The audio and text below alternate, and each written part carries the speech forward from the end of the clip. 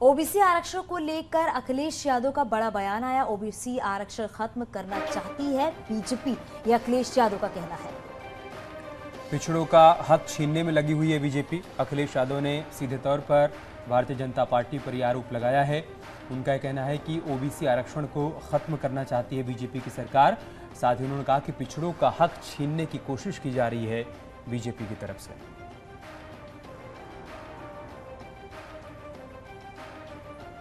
भाग्य है कि हमारा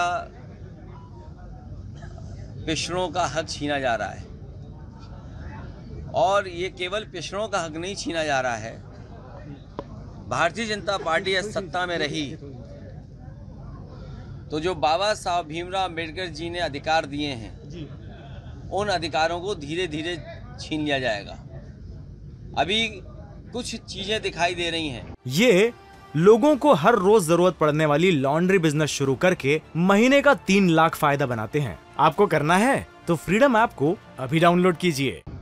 और कुछ चीजें नहीं दिखाई दे रही हैं। भारतीय जनता पार्टी हमेशा आरक्षण विरोधी काम किए उसने।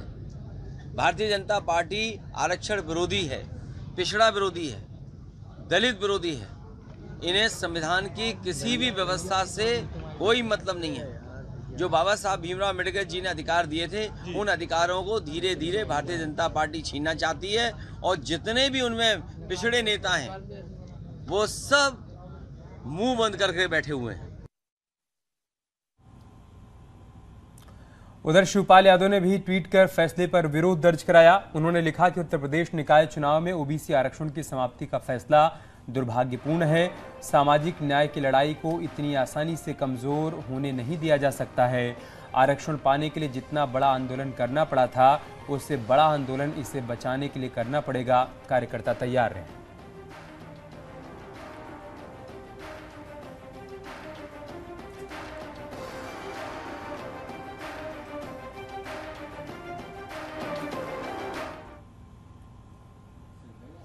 निकाय चुनाव को लेकर हाईकोर्ट के फैसले पर एसपी अध्यक्ष ओम प्रकाश राजभर ने कहा है, जिन लोगों ने वोट देकर सरकार बनाई, अब वो ही सरकार में बैठे लोगों से सवाल करेंगे।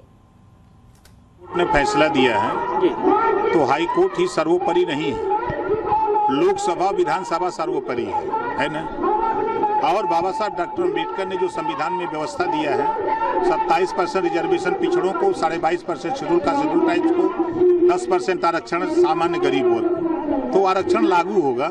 अभी हाई कोर्ट ने दिया है ना, अभी सुप्रीम कोर्ट बाकी है ना। अभी एक खबर आग की तरफ फैल रही है जब से फैसला आया है। तो अब जिन लोगों ने सरकार बनाई है, अब वो लोग भी सरकार में बैठे हुए लोगों से सवाल शुरू करेंगे ना, क्यों भैया अब हमारे साथ क्या हो रहा है।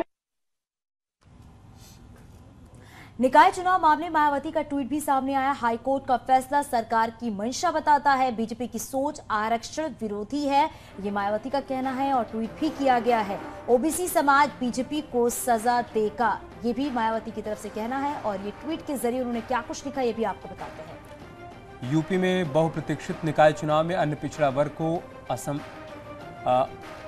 संवैधानिक अधिकार के तहत मिलने वाले आरक्षण को लेकर सरकार की कारगुजारी का संज्ञान लेने संबंधी माननीय हाईकोर्ट का फैसला सही मायने में भाजपा और उनकी सरकार की ओबीसी एवं आरक्षण विरोधी सोच व मानसिकता को प्रकट करता है।